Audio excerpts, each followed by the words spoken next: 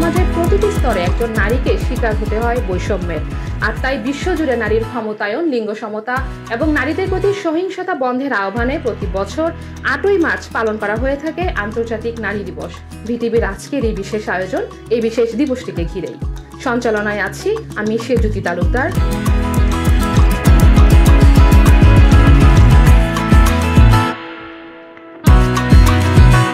থাকছেন সংস্কৃতি কর্মী তাহমিনা পারভীন প্রীতি, তার পাশে আছেন লেখক স্মৃতি ভদ্র এবং আমাদের মাঝে আরো একজনকে পেয়েছি আমরা, তিনি একজন সফল উদ্যোক্তা সুমি রায়। যদি আমরা বিবেচনা করে দেখি নারী উদ্যোক্তা হিসেবে আমাদের সমাজে এখনো কিন্তু আমরা ওইরকম পর্যায়ে যেতে পারি। এই দিবসটা পালন করা হয় বলেই আমরা আমাদের কথা বলতে পারি। বাংলাদেশে আমরা কেমন ছিলাম, এখানে আমরা মেয়েরা কেমন আছি। আইনের শাসনটা প্রতিষ্ঠা না হলে আসলে কখনোই মেয়েরা যেটা মানে নিরাপত্তাজনিত যে সমস্যাগুলো ওখান থেকে আসলে মুক্ত হতে পারবে না।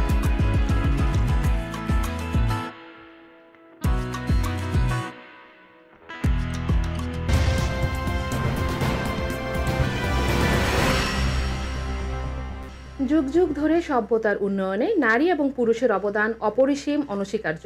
কিন্তু তবুও নারীর অবদান যেন ঢাকা পড়ে যায় স্বীকারোক্তির আড়ালে। ফলস্বরূপ পরিবার, সামাজিক, রাজনৈতিক, অর্থনৈতিক, মোট কথা সমাজের প্রতিটি স্তরে একজন নারীকে শিকার হতে হয় বৈষম্যের।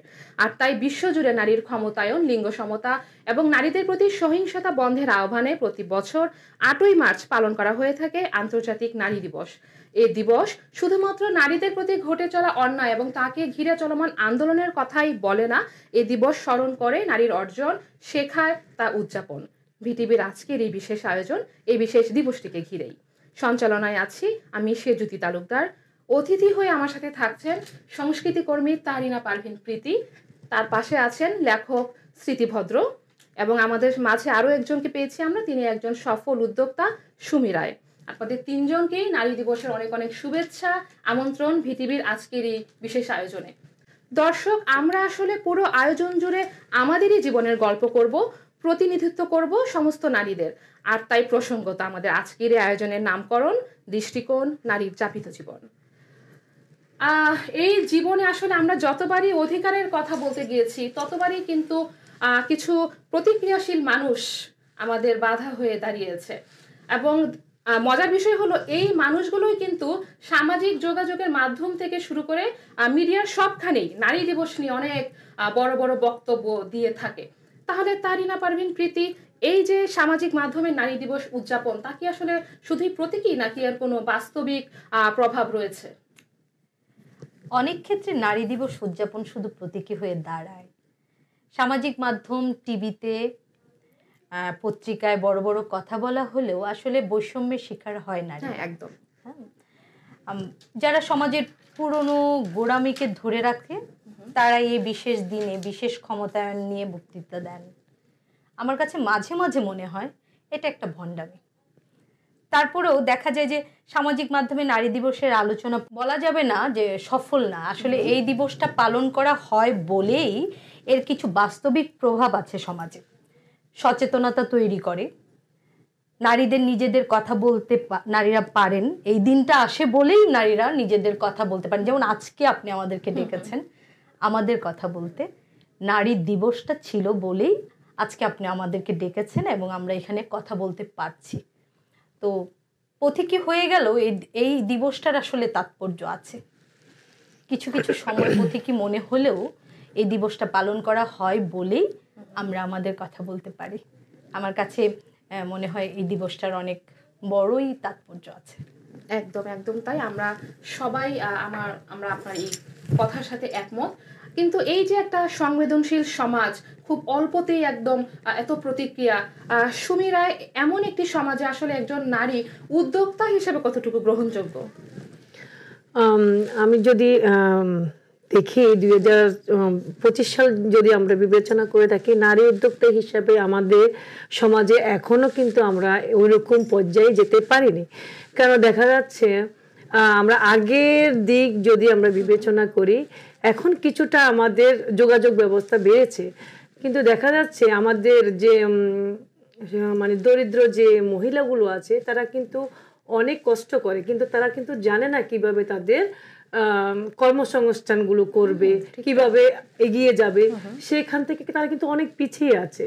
হ্যাঁ, তো আমরা যারা নারীরা আছি, আমরা কিন্তু নারী উদ্যোক্তা যারা আছে, তারা কিন্তু আমরা দেখেন আমরা ছোট ছোট কাজ করে করে কিন্তু আমরা এই পর্যায়ে আমরা আসতেছি, আস্তে আস্তে কিন্তু ধাপে ধাপে আমরা আগাচ্ছি। হ্যাঁ, তো এই থেকে কিন্তু আমাদের শিক্ষণীয় বিষয় আছে যে নারীরা আমরা কখনো পিছিয়ে যাব না, আমরা সামনের দিকে এগিয়ে যাব। হ্যাঁ, যারা আমরা মানে একটু দরিদ্র মহিলারা আছে, যারা এই সম্বন্ধে জানে না কিভাবে নারী উদ্যোক্তা হবে, কিভাবে তাদের জীবনকে আরেকটু সামনে এগিয়ে নিয়ে যাবে, আমরা যদি সমাজে যারা আছে নারী বলো পুরুষ বলো সবাই, আমরা যদি একটু ওদেরকে যে প্ল্যাটফর্মটা দেই, তারা কিন্তু আরো সামনে এগিয়ে যাবে। তো আমি মনে করি আমরা এখনো অনেক অনেক পিছিয়ে আছি, কারণ আমাদের যে নারীরা আছে তাদেরকে আমরা কিন্তু ওই সুযোগটা দেই না যে কিভাবে তারা আর একটু এগিয়ে যাবে আর কি। তো এই যে ছোট ছোট সবার ক্ষেত্রে হয়, আমি যখন এই নারী উদ্যোক্তা হয়েছে আমারও পিছনে অনেক কিছু টান ছিল। হ্যাঁ, তো আমি স্ট্রাগল করে কিন্তু আজকে এই পর্যায়ে এসেছি, আসবো। আমি চাই যে আমাদের সব নারীরা সবাইকে সাপোর্ট করা। হ্যাঁ, আপনার সবাই নারী পুরুষ সবাই মিলে যদি আমরা সাপোর্ট করি, আমরা অনেক দূর এগিয়ে যাব। হ্যাঁ, আমরা কেন জানি না এই প্রতিক্রিয়াশীল মানুষগুলো না ধরেই নেয় যে নারীর অধিকার প্রতিষ্ঠা করা মানেই হলো সমাজ ভাঙ্গার সমান, এবং এই গ্রহণযোগ্যতার পরীক্ষার মধ্য দিয়ে মোটামুটি আমাদের পুরো জীবনটাই পার করে দিতে হয়।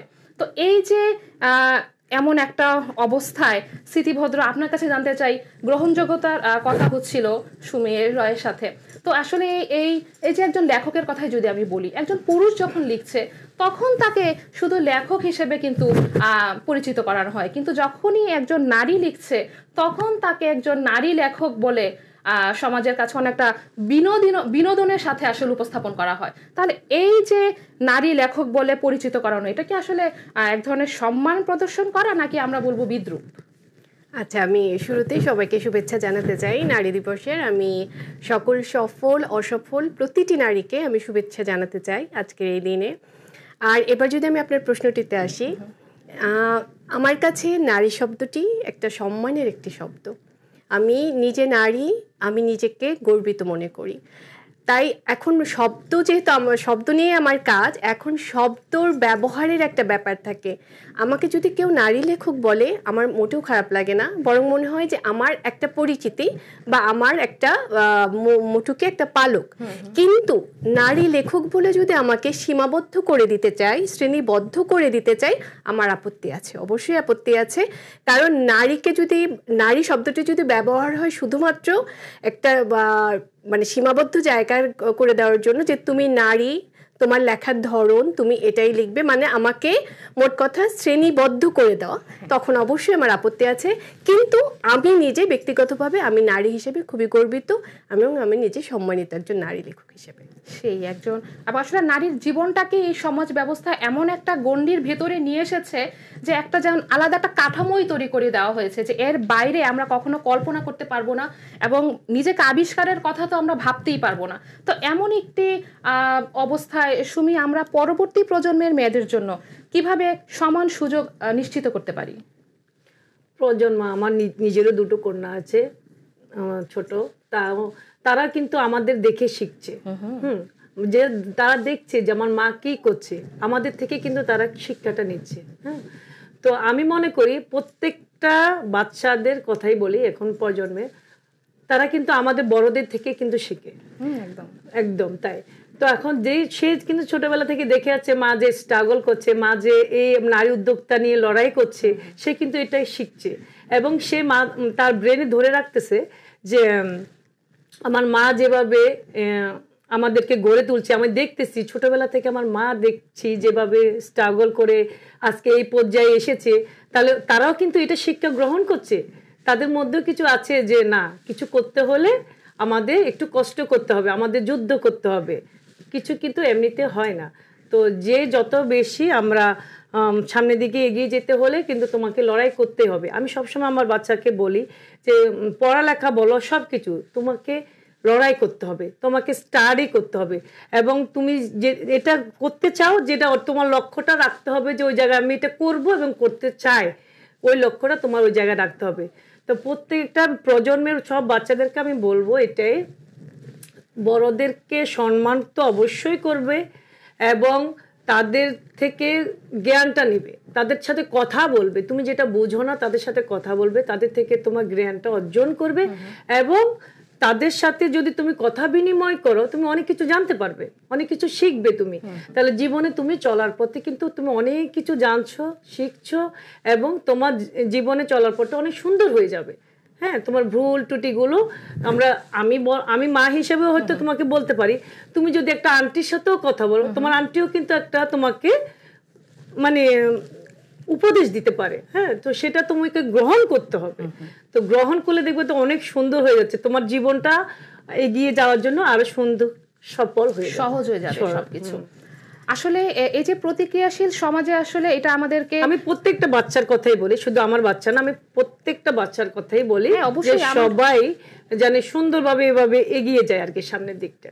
আমাদেরকে এটা মেনেও নিতে হবে যে এই সমাজ আসলে আমাদেরকে জায়গা তৈরি করে দিবে না, কখনো দেও না। আসলে এমনটাই হয়ে আসছে, সমাজ কখনো জায়গা তৈরি করে দেয় না নারীদের আসলে নিজের ভেতর থেকে এই চেষ্টাটা আসতে হবে এবং একটা মানসিকতা থাকতে হবে যে প্রতিবন্ধকতা আসবে এবং সেটা আমাদেরকে পার করে যেতেও হবে। তো এই অবস্থায় তারিনা পারভীন প্রীতি, আপনি কিছু যুক্ত করতে চান কিনা যে নারীর ক্ষমতায়নে এখনো আসলে কোন বাধাগুলো রয়ে গেছে এবং আমরা ব্যক্তিগতভাবে কি করতে পারি?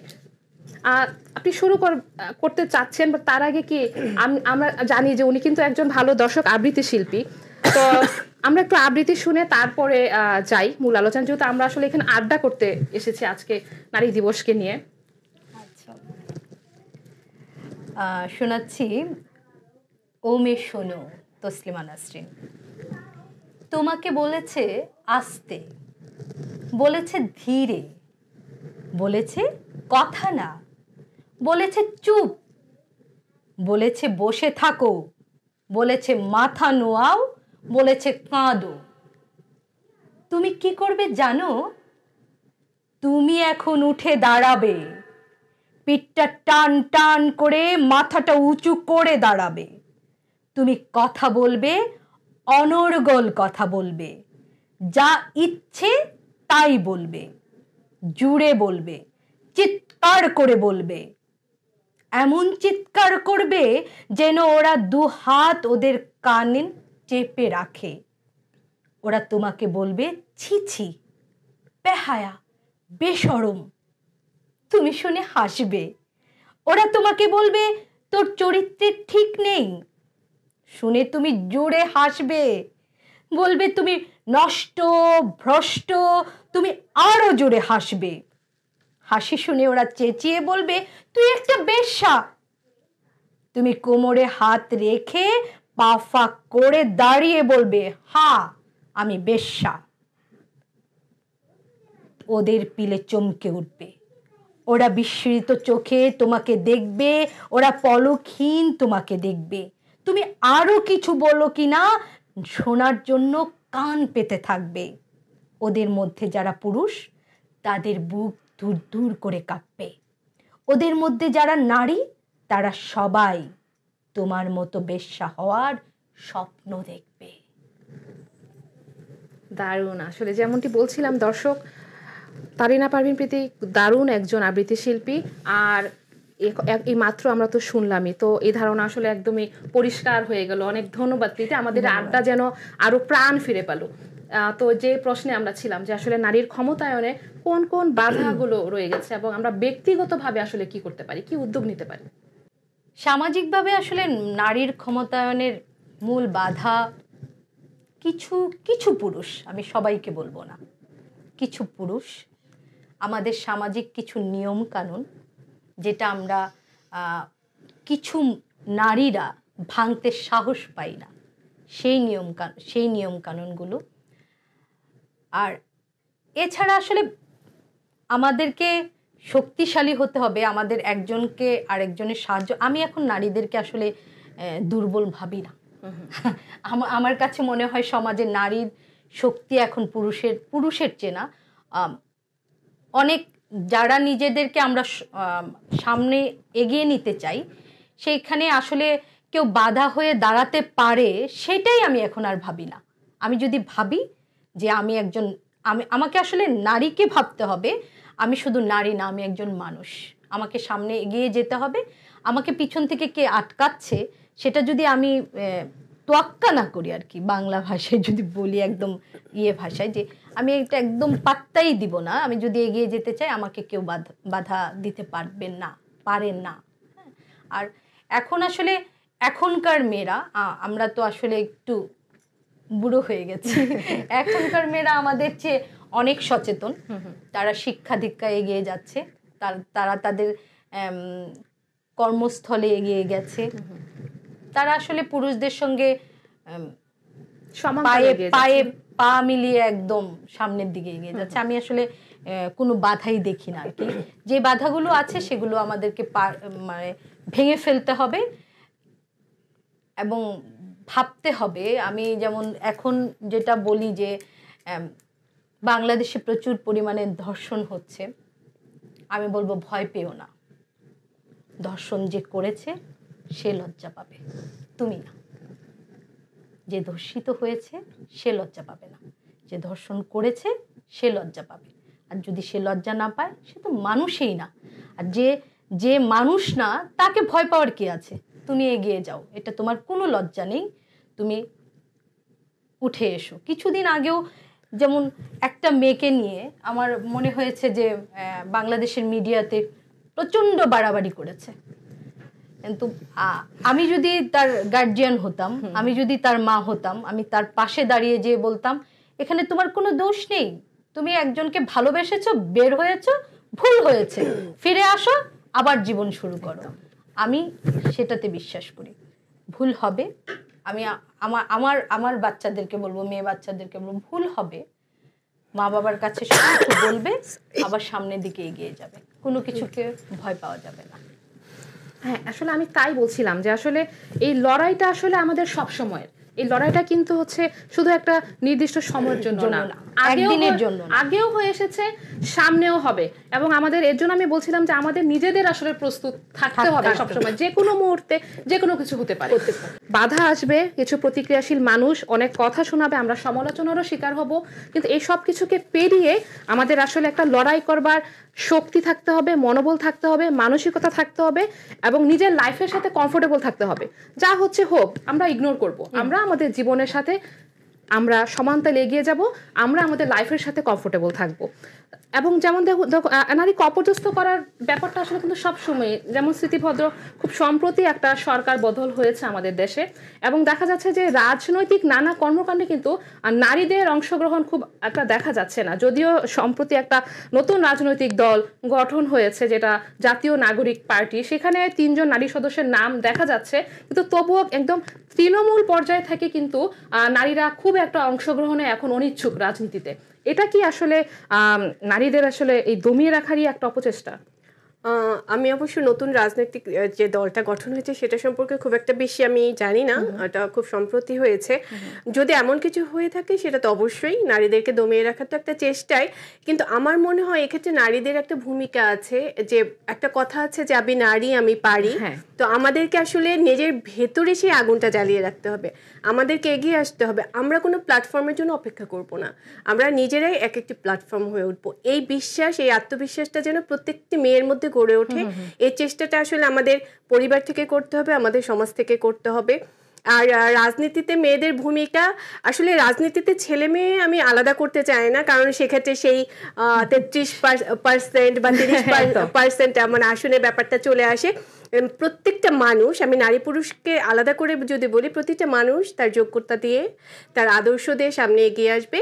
আর নারীদের জন্য আমি একটাই বলতে চাই যে আমার মনে হয় যে নারীদেরকে মানে নিজেদেরকে ভাবতে হবে যে আমরা পারি, আমাদেরকে নিজেদের একটা জায়গা তৈরি করে নিতে হবে।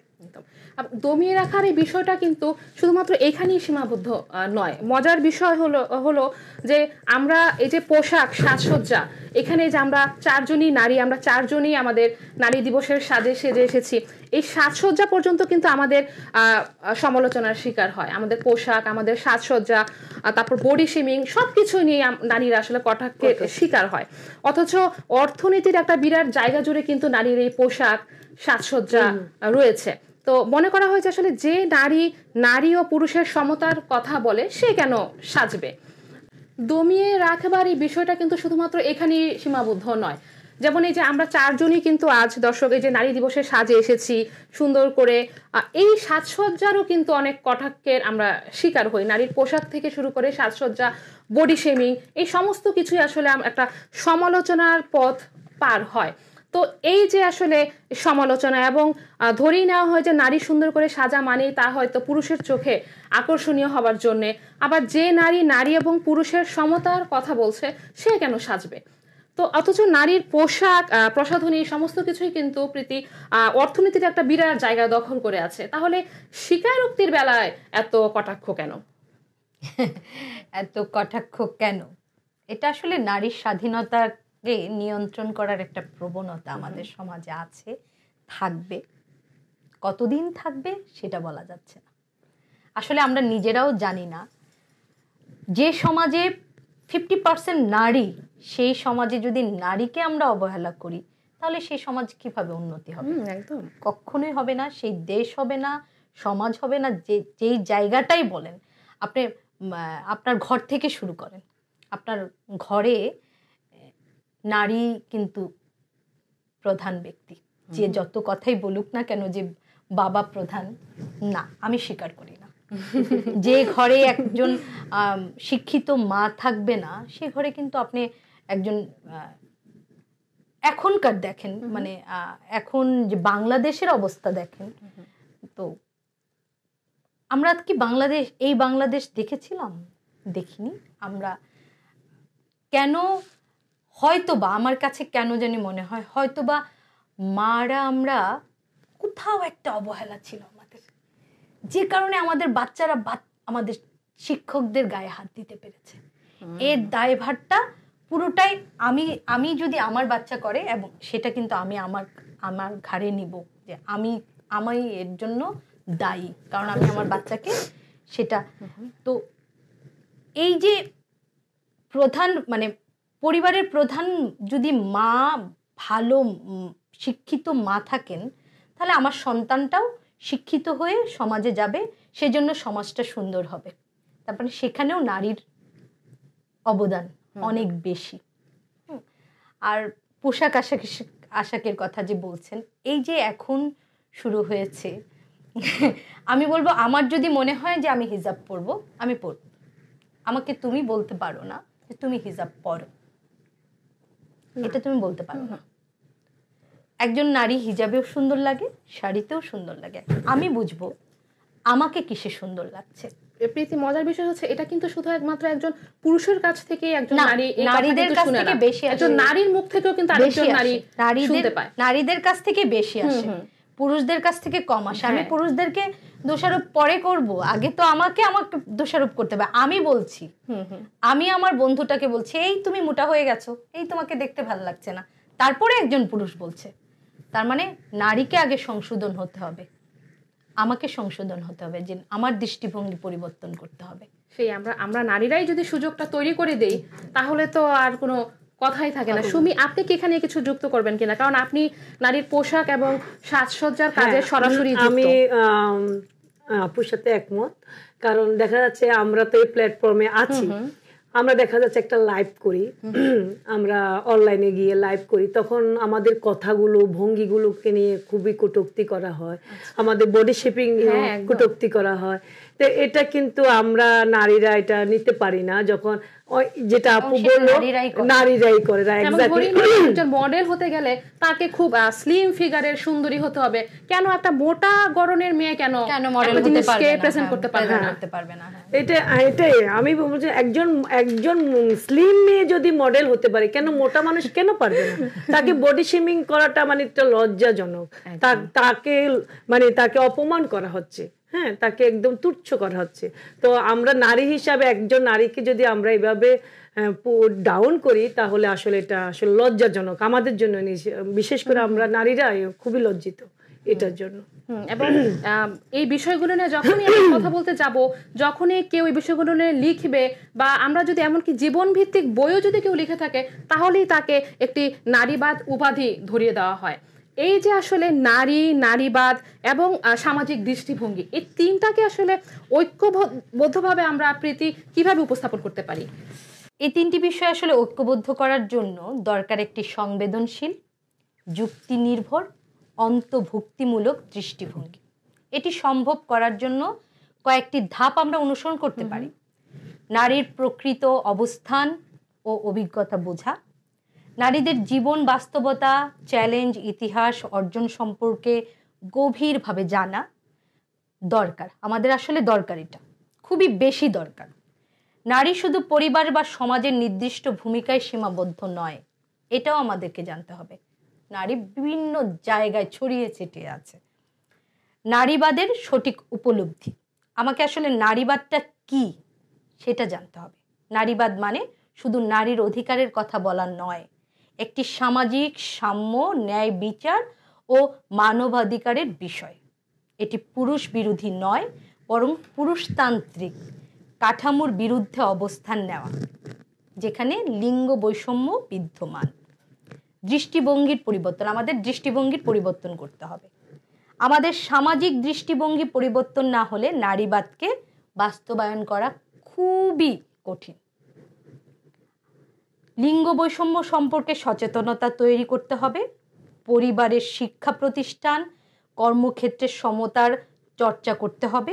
নারীদের কেবল সহানুভূতির জায়গা থেকে না দেখে সমান অধিকার ও মর্যাদার চোখে দেখতে হবে। শিক্ষা ও সচেতনতা বৃদ্ধি করতে হবে। শিশুদের ছোটবেলা থেকে লিঙ্গ সমতা, নারীর ক্ষমতায়ন ও পারস্পরিক সম্মানের শিক্ষা দেওয়া দরকার। আর মিডিয়া আর সাহিত্য, সংস্কৃতি, শিক্ষার মাধ্যমে ইতিবাচক পরিবর্তন আমরা আনতে পারি। দর্শক, আমরা আলোচনার এই পর্যায়ে একটি ছোট্ট বিরতিতে যাচ্ছি। বিরতির পর আবারও আমরা আড্ডায় ফিরে আসব, আমাদের সাথেই থাকুন।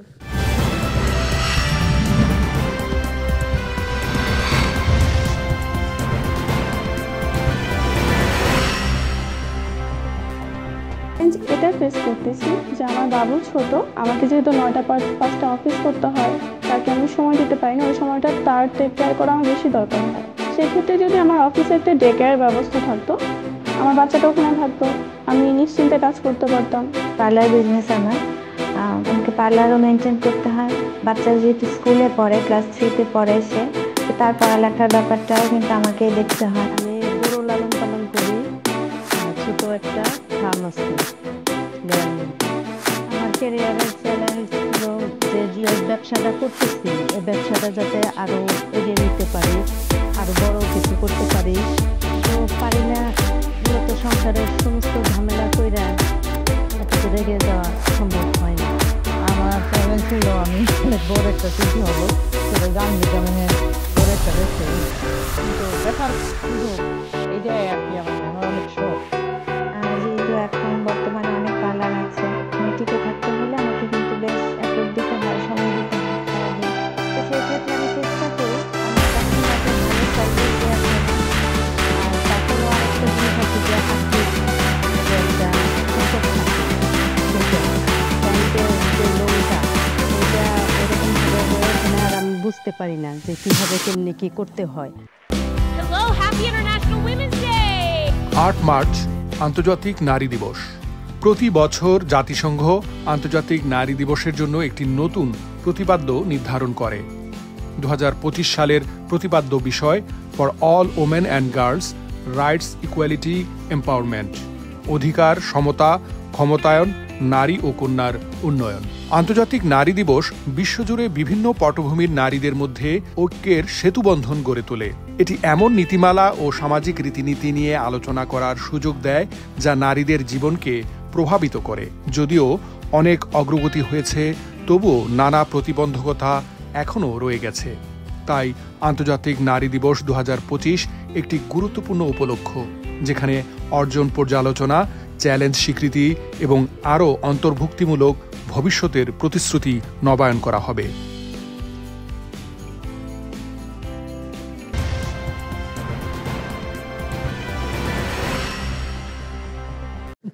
দর্শক সবাইকে আবারও আমন্ত্রণ জানাচ্ছি ভিটিভির নারী দিবসকে ঘিরে আজকের এই বিশেষ আয়োজন দৃষ্টিকোণ নারীর যাপিত জীবনে। আমরা আসলে কথা বলছিলাম যে আমরা এই সুদূর প্রবাসে নিউ ইয়র্কে কেমন আছি, কারণ এই যে আমরা বিভিন্ন সমসাময়িক নারীর সংকট নিয়ে কথা বলছি, আমরা এই বিষয়গুলো আসলে বাংলাদেশে সবাই সম্মুখীন হয়ে এসেছি। আমরা এখন আসলে এই নিউ ইয়র্কে কেমন আছি, নিউ ইয়র্কে আমরা নারীরা আসলে কতটুকু নিরাপদ, আমরা এখানে আমরা আসলে কি কি সুবিধা পেয়ে থাকি, এগুলো নিয়ে আমরা আমাদের জীবন নিয়ে আমরা কথা বলছি। তো স্মৃতিভদ্র, কি নিয়ে আমাদের আড্ডা হচ্ছিল? আমাদের কথা হচ্ছিল মূলত আমাদের তুলনামূলক একটা আলোচনা চলছিল যে বাংলাদেশে আমরা কেমন ছিলাম, এখানে আমরা মেয়েরা কেমন আছি। তো আমরা যেটা বলছিলাম আর কি, যে আসলে বাংলাদেশ থেকে আমরা যারা এসেছি তারা এসে কিন্তু আমরা আসলে খুব মোটা দাগে আমরা কিছু পার্থক্য আমরা পেয়েছি বা আমাদের চোখে পড়েছে। সেটা হচ্ছে অবশ্যই নিরাপত্তা। কারণ বাংলাদেশে যে ব্যাপারটা খুবই দুর্লভ, যে মেয়েরা সন্ধ্যার পর বাইরে বেরোনোটা তাদের জন্য খুবই একটা মানে নিরাপত্তাজনিত ব্যাপার থাকে। সেক্ষেত্রে এমনকি বাসা থেকেও মানে বা আমাদের পরিবার থেকেও কখনো জিনিসগুলো মানে অ্যালাউ করা হয় না, সেটা একই কারণ, নিরাপত্তা। কিন্তু এখানে এসে আমরা যেটা দেখলাম একদমই উল্টো, যে আসলে এটা তো হয় আসলে আইন প্রতিষ্ঠার মাধ্যমে, হ্যাঁ, যেটা বাংলাদেশে আসলে যদি আমি বিচার করি, বাংলাদেশটা তো মানে খুব বেশি দিন হলো স্বাধীন হয়নি, আমাদের কাছে অনেকদিন, আমি যদি আমেরিকার তুলনায় বলি। তো সেক্ষেত্রে আমার মনে হয় যে আমাদের দেশটাও হয়তো হবে, আস্তে আস্তে হবে, তবে সেক্ষেত্রে আমাদের মানসিকতার অবশ্যই পরিবর্তন করতে হবে।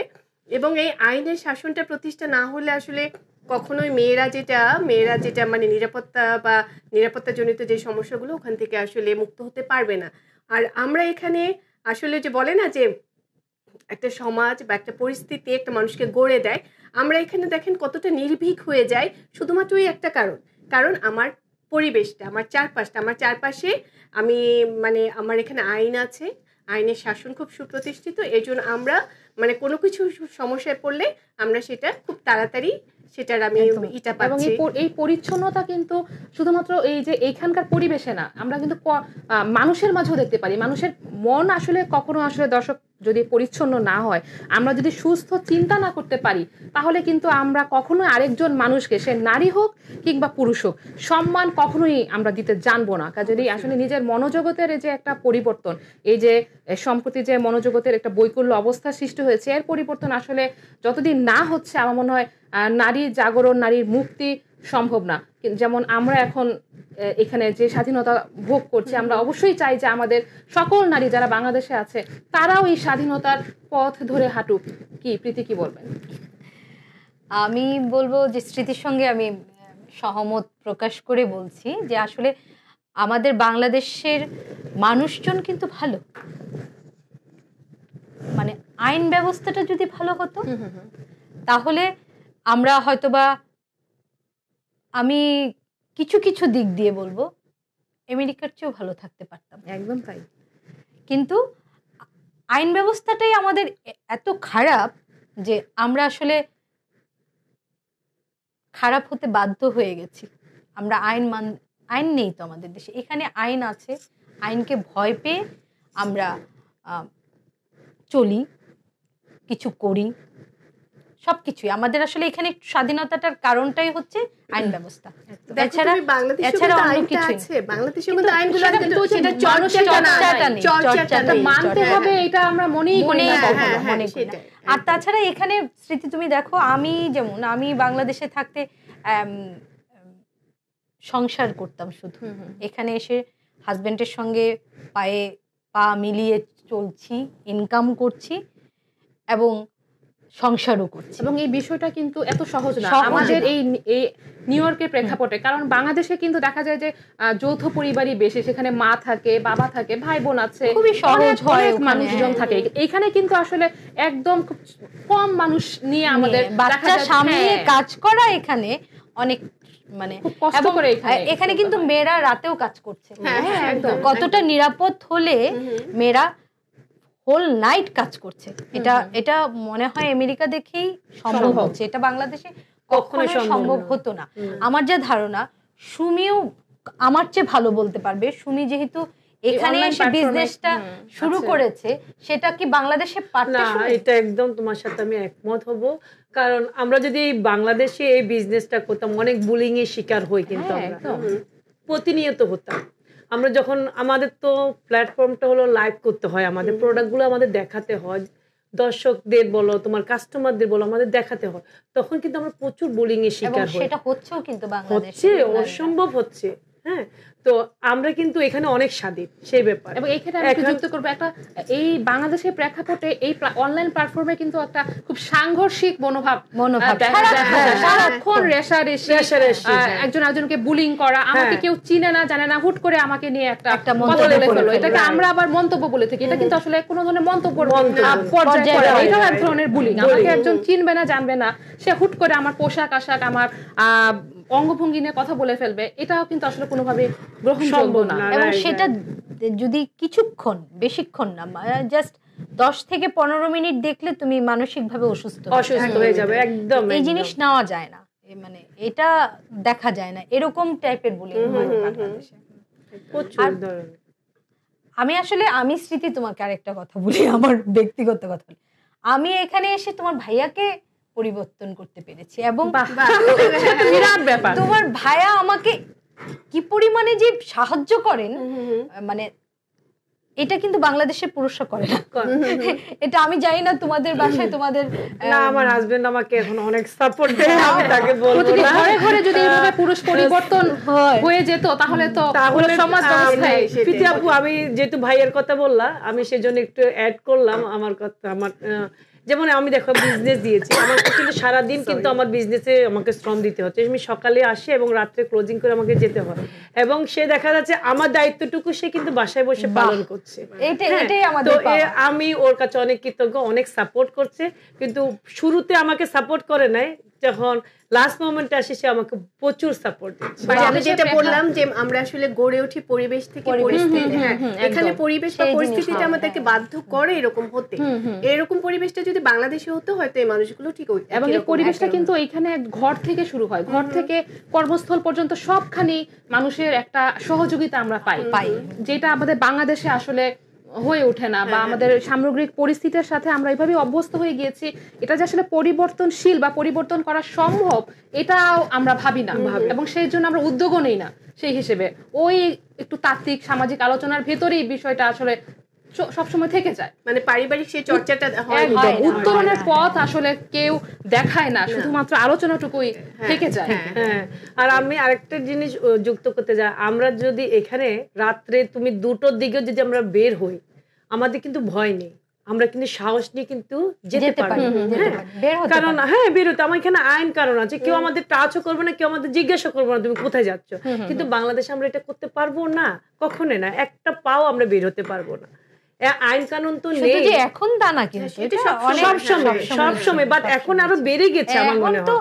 বেড়ে গেছে মানে এখন তো আসলে পুরুষরাও বেরোতে পারে না, রাইট, শুধু নারী না, এটা আসলে একটা আতঙ্ক একটা তৈরি হয়েছে আমাদের, যেটা রাজনৈতিক অস্থিরতার কারণেই হোক বা যে কারণেই হোক, আসলে একটা আতঙ্কের মধ্যে যেন আসলে রাজনৈতিক অস্থিরতা তো আছেই। আমার কেন জানি মনে হয় বাংলাদেশের সামাজিক অবক্ষয় ভীষণ ভাবে হয়েছে, ভীষণ, যেটার আমি জানি না এর সমাধান কবে কখন, আশায় বুক বেঁধে আছে, সেটাই হবে হয়তো। এবং এই উত্তরণের জন্য আসলে আমাদের সব সময় এই বিষয়ে আলোচনা করতে হবে, আমাদের লড়াই করতে হবে। কেউ না কেউ যখন আসলে আমরা লড়াইটা শুরু করব, তখন আমার দেখা দেখি আরো বাকি যারা আছে তারাও নিশ্চয়ই এগিয়ে আসবে। দৃষ্টিভঙ্গির কথা স্মৃতিভদ্র হচ্ছিল, সম্প্রতি কিন্তু বাংলাদেশে শিশু নির্যাতন এবং ধর্ষণ ব্যাপকভাবে বৃদ্ধি পাচ্ছে, এবং 3 বছরের শিশু পর্যন্ত ধর্ষণ হচ্ছে, এবং ধর্ষকেরা ছাড়াও পেয়ে যাচ্ছে। তো এই বিষয়গুলো কি আসলে সামাজিক অবক্ষয়, বিচারহীনতা, নাকি আসলে পুরোটাই ক্ষমতার ছায়া? এটাকে যদি আমি এভাবে বলি, ধর্ষণ যে ব্যাপারটা এসেছে আসলে পুরুষতান্ত্রিক মানসিকতা থেকে। মানে একজন আমাদের মধ্যে খুব ভুল একটা ধারণা, মেয়েদের সকল সম্মান, সকল নারীত্ব একটা জায়গায় সীমাবদ্ধ। মেয়েদেরকে যদি আমরা সেই জায়গাটাতে আঘাত করতে পারি, মেয়েদেরকে আমরা মানে ভেঙে দিতে পারি বা হেয় করতে পারি। তো এই জন্য আসলে মানে প্রীতি আপু যে বিস্তারিত যেটা বললো, আমি সেটার সাথে পুরোটাই একমত। আসলে নারীদের অবস্থানটা যদিও এখন অনেক পরিবর্তন হচ্ছে, তবুও কোথাও যেন আমি যদি নিউ ইয়র্কে বসে বাংলাদেশের দিকে তাকাই, এখনো বাংলাদেশের সমাজ ব্যবস্থায় সেই পুরুষতান্ত্রিকতাটা খুব বেশি পরিমাণে, খুব জোরালোভাবে আছে। একটা মেয়ে বাংলাদেশি মেয়েরা শিক্ষিত হয়েছে, আমরা পড়াশোনা করেছি, শিক্ষিত হয়েছে, আমরা চাকরি বাকরি করি, কিন্তু তারপরেও কোথায় যেন যেই মানে একটা সময় একটা জায়গায় হ্যাঁ একটা সময় বাবার কাছে জবাবদিহিতা, ভাইয়ের কাছে, বিয়ের পর স্বামীর কাছে। আমি জবাবদিহিতার জায়গাটাকে যদি এভাবে বলি যে দুজনের মধ্যে বন্ধুত্বের সম্পর্ক যদি থাকে সেটাতে কোনো সমস্যা নেই, কিন্তু ব্যাপারটা যদি এরকম হয় যে আদালতে মাই লর্ড টাইপের, তবে সেখানে অবশ্যই আমার আপত্তি আছে। তো ধর্ষণের যে ব্যাপারটা, এটা তো এসেছে আসলে পুরুষতান্ত্রিকতা থেকে, তো এটা তো সামাজিক অবক্ষয়, নৈতিক অবক্ষয় এবং শিক্ষার অভাব। শিক্ষা বলতে আমি কিন্তু এখানে মানে তথাকথিত একাডেমিক শিক্ষাকে বোঝাচ্ছি না, মানসিকভাবে আমরা কেউ শিক্ষিত হতে ততটা পারিনি। সমস্যাটা তো আমাদের এখানে, এমনকি আমাদের পরিবার থেকেও, আমাদের এখনো বাংলাদেশে মানে ধর্মীয়ভাবে যে কোনো পরিবারে যদি ছেলে জন্ম হয় সেই পরিবারে আজান দেওয়া হয়, আমি জানি না মেয়ে জন্ম হলে সেটা করা হয় কিনা। আবার আমাদের হিন্দু পরিবারগুলোতে একটা ছেলে জন্ম হলে যতটা আনন্দ বা মানে শঙ্খধ্বনি বা করা হয়, সেটা মেয়ের ক্ষেত্রে হয়তো বাবা প্রথম সন্তান হলেও মেয়ে হওয়ার পর মনের মধ্যে কোথাও যেন এখনো সেই জিনিসগুলো কিন্তু বিদ্যমান। তো এমনকি একটা মাকেও মানে প্রশ্নের সম্মুখীন হতে হয়, এমনকি সেই মার মনের মধ্যে একটা ব্যাপার ঢুকিয়ে দেওয়া হয় যে তুমি কন্যা সন্তানের মা, হীনমন্যতাটা ঢুকিয়ে দেওয়া হয়। তো সেক্ষেত্রে কি হয়, একটা মাও যখন মানে কন্যা সন্তানের পর একটা ছেলে সন্তানের মা হয়, তখন দেখা যায় যে ছেলেটাকে প্রায়োরিটাইজ করছে, ছেলেটাকে সবকিছুতে মানে অগ্রগণ্য জায়গায় মানে তাকে দাঁড় করাচ্ছে। তো এসব ক্ষেত্রে কি হয়, সেই পুরুষতান্ত্রিকতাটা একটা মার মধ্যেও চলে যায় কিন্তু, এবং জনসংখ্যা বৃদ্ধির একটা অন্যতম কারণও কিন্তু এটা, একটি ছেলে সন্তানের আশায় আসলে পরিবারও বড় হতে থাকে। তো সেটাই তো, এই জন্য না আমরা যখন মা হয়ে যায়, ছেলে এবং মেয়ের মা, আমি যদি বাংলাদেশের পরিপ্রেক্ষিতে বলি, তাহলে কিন্তু একটা মায়ের মধ্যেও একটা মেয়ে হয়েও তার মধ্যে সেই পুরুষতান্ত্রিক মনোভাবটা চলে যায়। এবং আমরা তো মানে আমরা বলি যে মা হচ্ছে একটা সন্তানের প্রথম স্কুল, প্রথম বিদ্যালয়।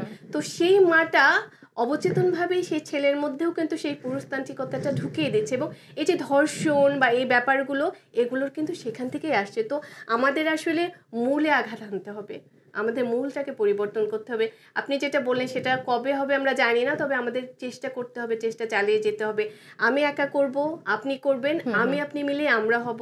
তো আমি আসলে আশা ছাড়তে চাই না, আমি চাই যে আমরা সবাই মিলে চেষ্টা করলে হয়তো একটা সময়, এবং চেষ্টাটা আসলে ঐক্যবদ্ধভাবে হতে হবে, সবাইকে একসাথে হয়ে কাজ করতে হবে। এবং স্মৃতির সাথে আমি একদমই সহমত প্রকাশ করছি যে আমিও আশাবাদী। আমরা সকলে আশাবাদী, এবং নারী যারা দেখছেন তারাও আশা করি আমাদের সাথে অবশ্যই আপনারা সহমত পোষণ করছেন। এবং দুঃখজনক হলেও সত্যি যে এটা আসলে এই নির্যাতন কিন্তু শুধু শারীরিক নির্যাতন নয়, মানসিকভাবেও একজন নারীকে প্রতিনিয়ত হেনস্থা করা হয়, ভয় দেখানো হয়। যেমন সাইবার বুলিং কিন্তু একটা বিরাট ক্রাইম আমাদের দেশের প্রেক্ষাপটে, এবং একজন নারীকে প্রতিনিয়ত কিন্তু এর দ্বারা টর্চার করা হয়। এবং ফ্রেমটাও কিন্তু আসলে অনেকের কাছে পরিষ্কার না, কোনটা আসলে সাইবার বুলিং এর পর্যায়ে পড়ে, এই বিষয়টা অনেক নারীর কাছে পরিষ্কার না। এবং নারীরা এর বিচার চাইবার ক্ষেত্রেও অনেকটা হীনমন্যতায় ভুগে। কেন? কারণ আইনি প্রক্রিয়ায় গেলেও কিন্তু অনেক নারীকে অনেক হেনস্থার শিকার হতে হয় আমাদের বাংলাদেশের যে সামাজিক যে প্রেক্ষাপট তার ইয়েতে। তাহলে আসলে এই সাইবার বুলিং এর বিরুদ্ধে লড়াই করবার শক্তি এবং ভরসা জায়গাটা কোথায় স্মৃতিপত্র? আচ্ছা, এক্ষেত্রে সাইবার বুলিং শব্দটা কিন্তু আমরা খুব বেশি দিন হলো এটার সাথে পরিচিত না। আমি যদি আমার তখন ইউনিভার্সিটি লাইফ, আমি যদি 2003 এবং 2004 কথা বলি, আমি একটা ব্যক্তিগত অভিজ্ঞতা এখানে শেয়ার করি। তখন ওই সময়টা নতুন মোবাইল ফোন এসেছে, নোকিয়া। তো ইউনিভার্সিটি লাইফ, ক্যাম্পাসে সবাই আছে যে কেউ কাউকে ফোন নাম্বারটা নতুন পেলে টেক্সট করে বা ফোন করে এরকম। তো সেই সময় আমার সাথে যেটা ঘটেছিল, এখন আমি ভাবি যে তখন আমি অতটা জানতাম না, বুঝতাম না বয়সের কারণে, কারণ মানুষ তো শেখে তার অভিজ্ঞতা দিয়ে। একটা সময় মানুষের শিক্ষাটা তো আর শুধু একাডেমিক শিক্ষা না। তো আমি তখন আমাকে বিভিন্ন রকমের টেক্সট করা হতো, এবং টেক্সটগুলো আসলে মোটেও খুব একটা গ্রহণযোগ্য ছিল না, বা আমি মানে টেক্সটগুলো পড়ে আমি নিজে খুবই মানে মর্মাহত হতাম বলার চেয়ে আমি ভয় পেতাম, আমি রীতিমতো ভয় পেতাম। মানে মোটেও শোভনীয় কোনো শব্দ সেখানে থাকতো না, এবং আমি জানতাম না কারা আমাকে পাঠাতো। তো তখন কিন্তু আমি সাইবার বুলিং শব্দটির সাথে পরিচিত ছিলাম না, এবং আমি কিন্তু তখন সেটা শিকার হয়েছি। এখন আমি এই সময় এসে যখন ওই সময়টাকে মনে করি, তখন আমি বুঝতে পারি ওটা আসলে সাইবার বুলিং ছিল। তো এখন তো মানে এই মুহূর্তে দাঁড়িয়ে যদি আমি বলি যে সাইবার বুলিং দিয়ে সেটা মানে আমি যদি সেই সময় ব্যাপারটা জানতাম, আমি হয়তো পাল্টা একটা টেক্সট করতাম। এখনকার স্মৃতি যদি আমি তখন থাকতাম, আমি হয়তো পাল্টা একটা টেক্সট করতাম, কিন্তু আমি তখন কি করতাম, আমি ডিলিট করে দিতাম, কারণ শব্দগুলো আমি দেখতে চাইতাম না বা পড়তে চাইতাম না, অস্বস্তি হতো। একদমই একদমই। তো এই যে জিনিসগুলো, এটাও কিন্তু মানে সাইবার বুলিং যদি মানে সেরকম হয়, সেটাও কিন্তু সেই ধর্ষণের মতোই, এবং সেটা করা হয় মানসিক ধর্ষণ। হ্যাঁ, এবং এটা তীব্র মানে এটাকে ধিক্কার জানানো উচিত, এটার প্রতিবাদ করা উচিত। এবং আমি বারবারই বলবো যে এখন বাংলাদেশের মেয়েরা বা আমরা অনেক কিছু জানি, কারণ আমরা এখন মানে অনলাইন জগৎ বা মোবাইল ফোন বিভিন্ন কিছুর সাথে খুবই মানে অ্যাটাচড বা পরিচিত। তো এখন মেয়েরা যদি মানে সাইবার বুলিং হওয়ার পর এবং সে যদি মানে এটা মানে আইনের আশ্রয় নেয়, অবশ্যই ভালো। কিন্তু অনেক কিছু আছে যে মেয়েদের নিজেদের থেকেও প্রতিবাদ করা উচিত আমার মনে হয়, যে না মানে তাকে বুঝিয়ে দেওয়া উচিত যে তুমি আমাকে ভাঙতে চাইছো, আমি ভাঙছি না, তুমি আমাকে ভয় দেখাতে চাইছো, আমি ভয় দেখছি না। তো আমি আমার অভিজ্ঞতার প্রেক্ষিতে আমি বলতে চাই যে বা যারা আমাকে সেই সময় এভাবে নানাভাবে হেনস্থা করতো বা নানাভাবে বিরক্ত করতো, আমি জানতাম না তারা কারা। দীর্ঘদিন পর তারা আমার সামনে এসেছে এবং আমাকে বলেছে যে আমরা খুবই দুঃখিত। তাদের সেই ব্যাপারটাকেও আমি স্বাগত জানাই, কারণ তারা নিজেদের ভুলটা বুঝতে পেরেছে। কেন বুঝতে পেরেছে? কারণ তারাও নিজেরা এই সময় এসে শিক্ষিত হয়েছে, তারা বুঝতে পেরেছে তারা কোথায় ভুলগুলো করেছে। একদম। আর এই বিষয়গুলোকে নিয়ে আসলে অনেক আলোচনার দরকার, কারণ এই বিষয়গুলো তো আসলে এত অল্পতে আসলে ব্যাখ্যা করা সম্ভব নয়। তো সাইবার বুলিং আসলে কি, কোন কোন বিষয়গুলো আসলে এই সাইবার বুলিং বলে আমরা এটাকে ব্যাখ্যা করতে পারি, এই বিষয়গুলো বিশেষ করে এই প্রজন্মের যারা আছে ওরা তো আসলে ভীষণ স্পর্শকাতর। তো এই বিষয়গুলো আসলে ওদের কাছে আমার মনে হয় খুব পরিষ্কার করাটা জরুরি এই এখন যে বর্তমান পরিস্থিতি তাতে। তো আসলে এই দুঃখজনক হলেও সত্যি এই বিষয়গুলো আমাদেরকে আসলে দর্শক প্রতিনিয়তই ভুগতে হবে। আগেও আমরা ভুগেছি, সামনেও ভুগবো। তবে আমাদের পরবর্তী প্রজন্ম যারা আছে, আমাদের মেয়েরা, তাদের জন্য আমাদের একটি আসলে নিশ্চিত ভবিষ্যৎ নির্মাণের জন্য সবসময় আমাদের সকল ব্যাপারে সচেতন থাকাটা আসলে খুবই গুরুত্বপূর্ণ। ধন্যবাদ তারিনা পারভিন প্রীতি, স্মৃতিভদ্র এবং সুমি রায়। আপনাদের সাথে আজকের এই বিশেষ আয়োজনে ভিটিভির আড্ডা দিতে পেরে ভীষণ রকম ভালো লাগলো। নারী দিবসটি যেন আরো আসলে রঙিন হয়ে উঠলো। অনেক ধন্যবাদ। আমাদেরও ভালো লাগলো, তোমাকেও অনেক অনেক অনেক ধন্যবাদ। এবং তিনজনকেই ভীষণ সুন্দর লাগছে। আমরা অনুষ্ঠান শেষ করব সফলতার গল্প দিয়ে। আমি অনুষ্ঠানের শুরুতেই বলেছিলাম যে নারী দিবস কিন্তু শুধু নারীকে নিয়ে চলা যত অন্যায় এবং তাকে ঘিরে আন্দোলনের কথাই বলে না, নারী দিবস কিন্তু নারীর যত অর্জন এবং তা উদযাপনও আমাদের শেখায়। তো আমরা আজকের অনুষ্ঠান শেষ করব আমাদের সুমি রায়ের সফল উদ্যোক্তা হয়ে উঠবার গল্প দিয়ে। একজন সফল উদ্যোক্তা হতে হলে অনেক স্ট্রাগল আমাদের করতে হয়। প্রথম যখন আমার এই বিজনেস লাইনে আমার আসতে হয়, আমার হাজবেন্ড থেকে আমি অনেকটা সাপোর্ট পাইনি। সে সাপোর্ট দিতে চায়নি যে না, যেতে হবে না, তোমার কেন বিজনেস করতে হবে। দর্শকরা একটু বলে দাও তোমার বিজনেসটা আসলে। আগে আমার ছিল হলো বুটিক, আমি বুটিক দিয়ে শুরু করি। এখন আমার বিউটি সেলুন সহ আছে জামাইকাতে 17608 ওখানে জামাইকা এভিনিউতে আমার নতুন আমার শপ খুলেছি। তো দারুণ ব্যাপার, অভিনন্দন। হ্যাঁ, থ্যাংক ইউ। মানে অনলাইন পেজটার কথা। হ্যাঁ, অনলাইন আছে আমার সুমিস কালেকশন দিয়ে আমার অনলাইন পেজ। আজকে 5 বছর আমার এই অনলাইন বিজনেসটা। হ্যাঁ, 5 বছর। আর এই 5 বছর আমি স্ট্রাগল করে এখন নিজের প্রতিষ্ঠান আমি দিয়েছি। ওখানে আমার বুটিক আছে এবং আমার বিউটি সেলুন দুটোই একসাথে আমার।